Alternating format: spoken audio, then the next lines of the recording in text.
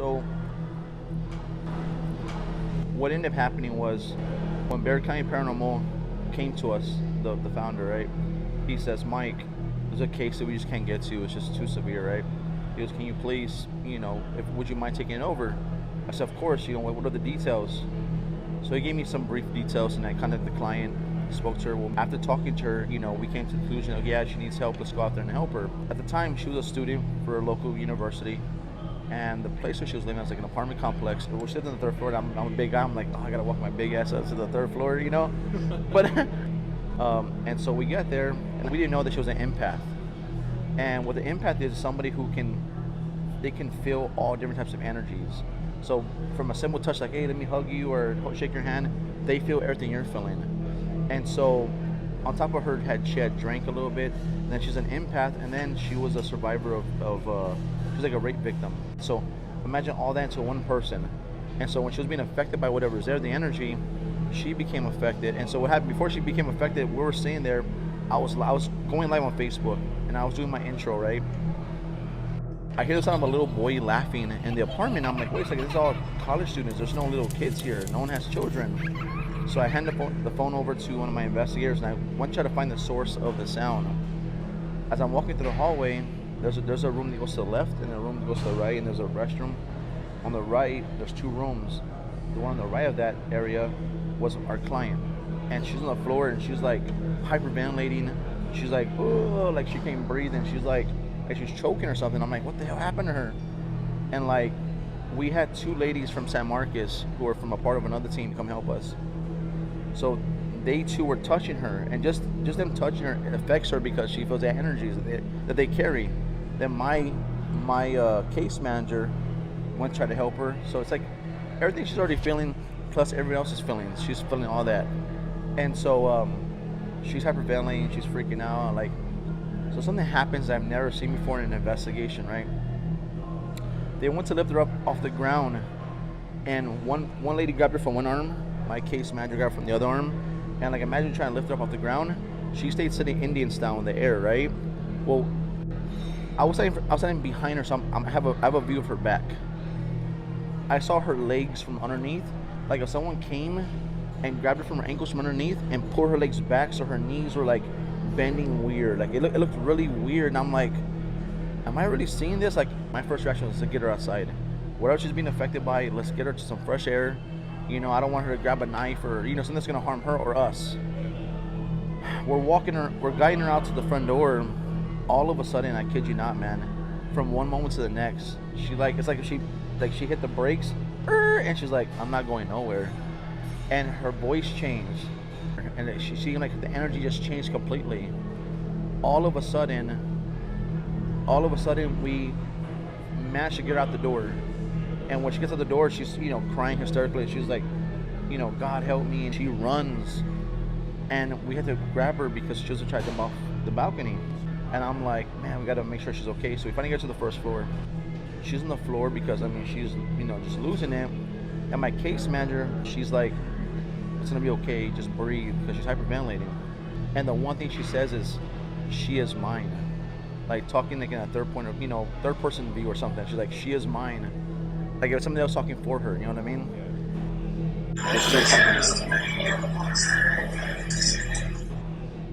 So as it's happening, all the people who are smoking and partying and stuff, they think they were kidnapping her. So they call the cops on us. The cops show up, they got there quick. I went to introduce myself. I said my name is Mike Cardenas. I'm a paranormal investigator. Another team friend of mine had this case, but they couldn't handle it, so they passed it to us. I said, I can show you the footage from the point we had her inside to bringing her here. I can show all the footage. They go, yeah, let's go check it out. So the cops went inside with us. They saw the footage of her, the way she was acting, and they were just like they looked scared themselves. And then they're like, because they saw that she was like, she had butted one of the guys. She had dug her nails into my arm. But the crazy part is when I felt her puncture my skin right here where my tattoo's at, where her nails, and I didn't have not one mark on me, which is so bizarre, right? But the cops are, they're watching when she's getting all crazy, and they go, you want to press charges on her for assault? I'm like, no, we know what we're doing. This is what we signed up for, And so she was downstairs, and the cop went to go see the lady, our client in the car. As we're walking up, we heard the loudest growl coming from the car, and the cop was like, "What was that?" And I was like, "Go look at it, man. You want to see?" And he goes, right when he gets to the window, her leg comes flat out the window and almost kicked him in the face. And he's like, "Yeah, we gotta go. There's nothing we can do about it." And they split, bro. And then, we ended up cleansing, and then my cleanser came back from out of town. She did her cleansing, and it was done, man. And through the grace of God, man, is that when the process was all over, now she's in a better place now. She's happy good. And doing good in her life. So, but I'll never forget that case, man. I'll never forget none of my cases.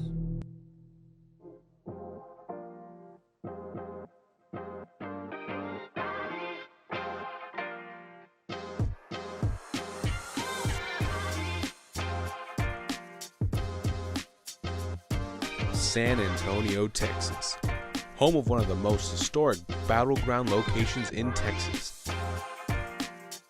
With the river flowing through the city that spans more than 15 miles. San Antonio has a population of over 2 million people, which makes San Antonio one of the largest cities in America.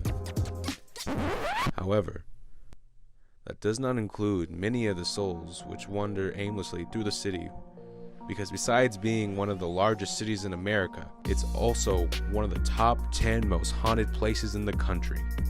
From locations like the Manger Hotel to Emily Morgan, San Antonio definitely has the haunted places to check out. So me and my buddies decided to take a visit to the historic city to check it out for ourselves.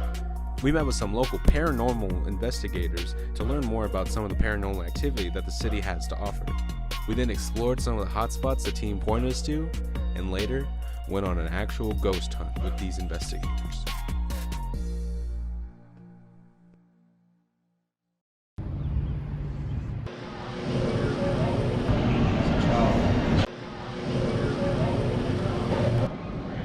Negativity this, but Want to introduce yourself real quick? That'd be great. yeah, my name is Mike Cardenas, and I'm the founder of Midnight Paranormal Society here out of San Antonio, Texas.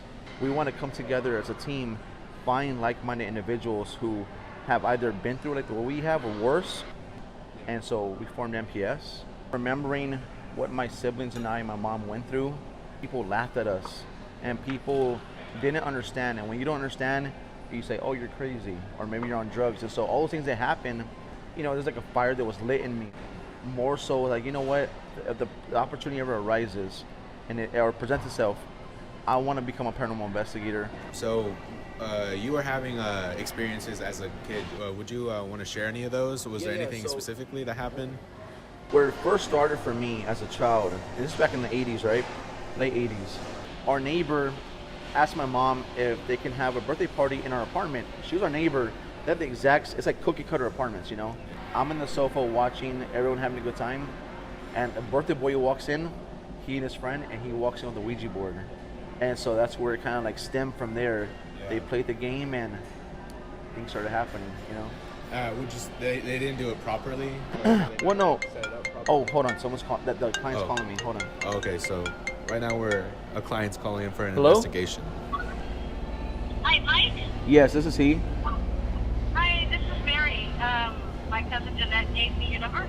Oh, yes, ma'am. How are you today? I'm good. It's weird because so I heard like the door slamming, and I'm like, I thought maybe somebody was fighting and they were hitting the door. And so when I walked towards the laundry room, and so I tried to get into the room, and you can hear the door unlocked. So I kind of pushed it, but it kind of pushed back. And I'm like, what the hell? Did I do something wrong? And then I did it again, and finally it opened. Right. So when I went in there, all the noise that I could hear on the outside of the door stopped. Right. And, as I was looking to the inside of the laundry room, there was nothing. Before all of this happened, the fourth floor would freak me out for some reason. Yeah. And, I would get so far through the window on the fourth floor, and then I would take a picture. And I started seeing all these faces on there, and I'm like, what the heck is that? And I'm like, I hate this floor. Okay, so would you be open if we went tonight? Yeah, you can go tonight. I mean, I don't see anything wrong with it.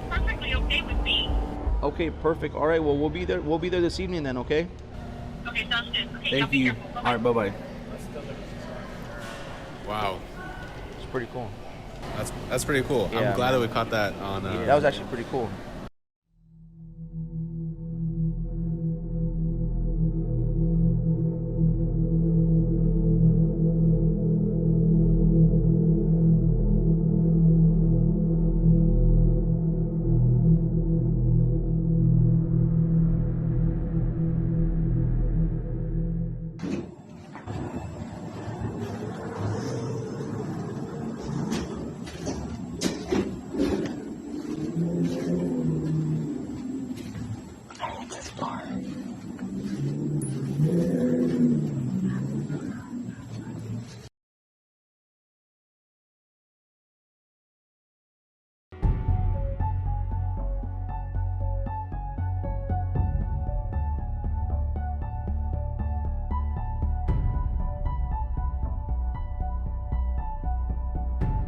After the call from one of the clients, we headed out with MPS, where Mary experienced the phenomenon at the Extended Stay America Hotel in North San Antonio.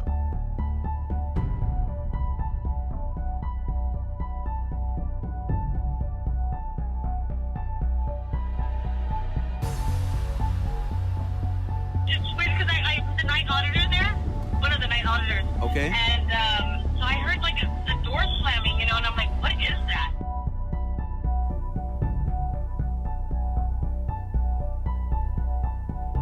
So before all of this happened, the fourth floor would freak me out for some reason. Yeah.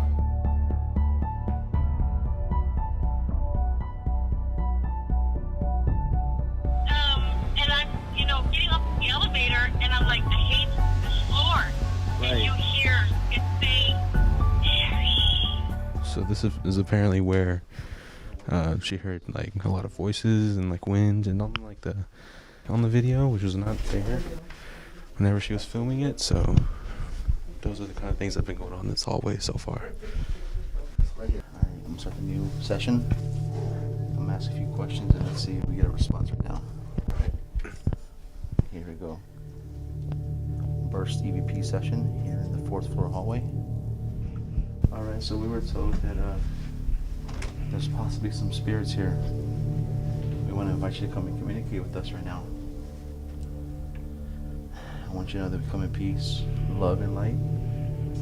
And we really, really want to see why you're here, if possible. Can you please tell me if you are a man or a woman, please?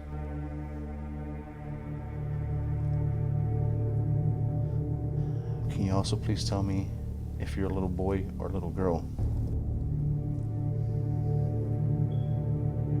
Use this device in my hand. Speak as loud as you can to it. Yell if you need to.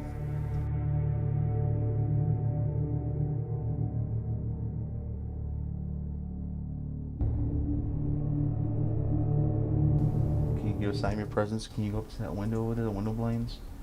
And can you make the window blinds go down for us? If you could do that, man, that'd be amazing. Or at least slam that that wire that's hanging. Slam it pretty hard so we can see it move.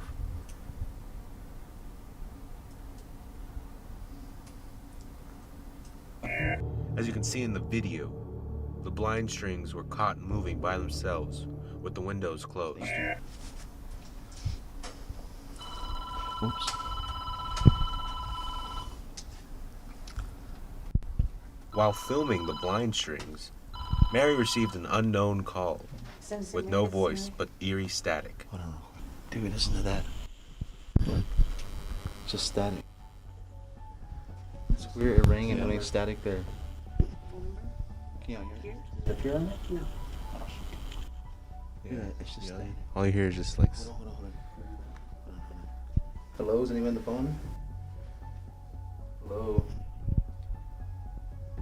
Is anyone on the phone? That's really weird. Yeah, try talking on there. Hello? Hello? The phone rang and there's static coming through it. Got louder when she did it. Hello? Hello? Is it America? Right after the bizarre instances, Mike checked the EVP to see if any spirit was trying to come in contact. Can you also please tell me if you're a little boy or a little girl? Use this device in my hand. Speak as loud as you can, or yell if you need to.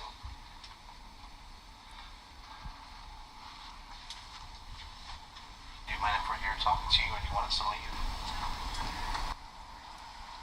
I don't know if it was one of you guys.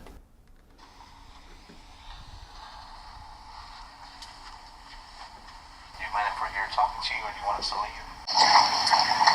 Oh, there's a voice right there. Hold on. So you can. Do you mind if we're here talking to you, or do you want us to leave? Do you want us to leave?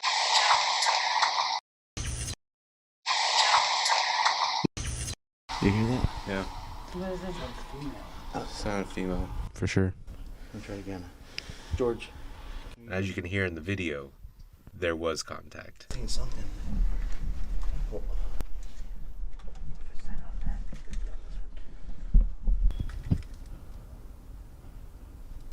It's like it says talk to them or something.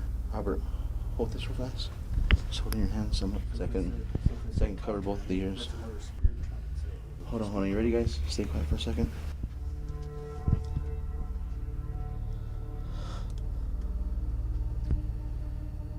Oh my God! Look, listen to this. You want to hear it? Yeah. Listen. Sounds like it says talk to them. That's them chirping. As soon as you hear me talking, I finish talking, you're gonna hear the female voice.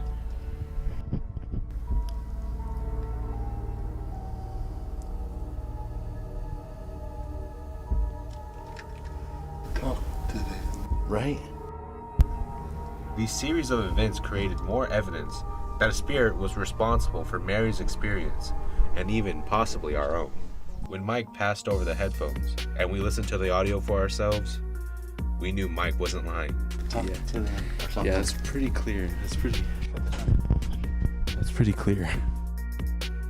After hours of the investigation, we concluded our ghost hunt with MPS, spooked by all we witnessed.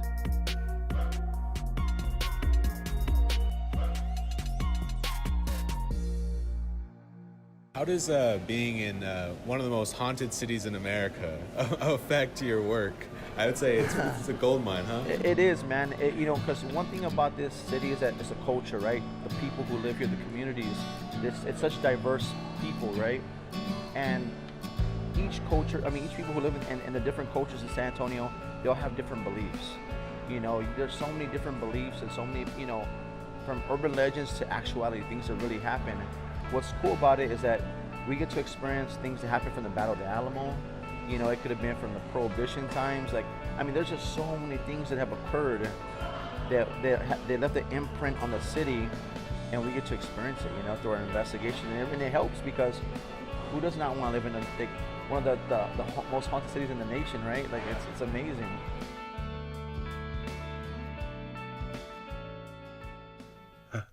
I can't wait to go back to San Marcos.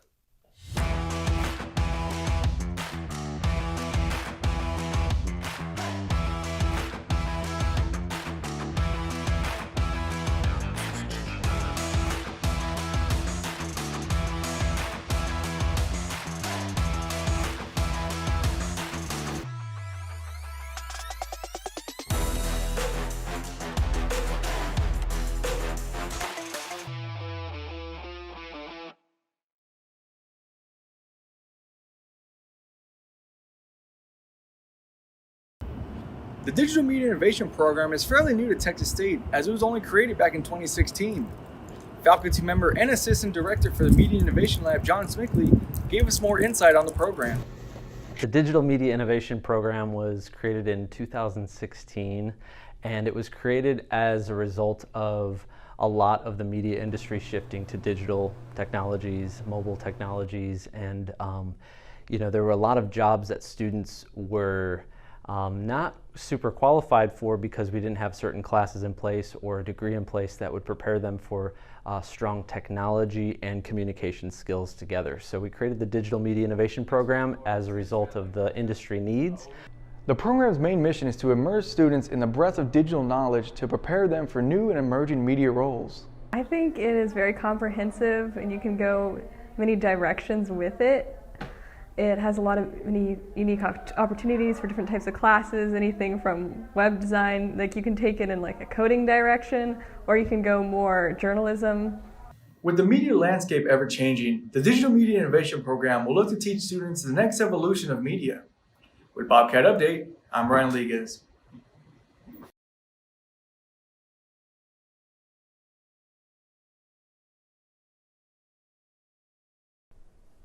For many students, biking is a cost-effective method of transportation and exercise. The Texas State Bike Cave offers used bikes and parts for sale in addition to repair services. The Bike Cave is located on campus at 207 Pleasant Street. The Bike Cave's tools and workspaces are also available free of charge for students who prefer to fix their bike themselves.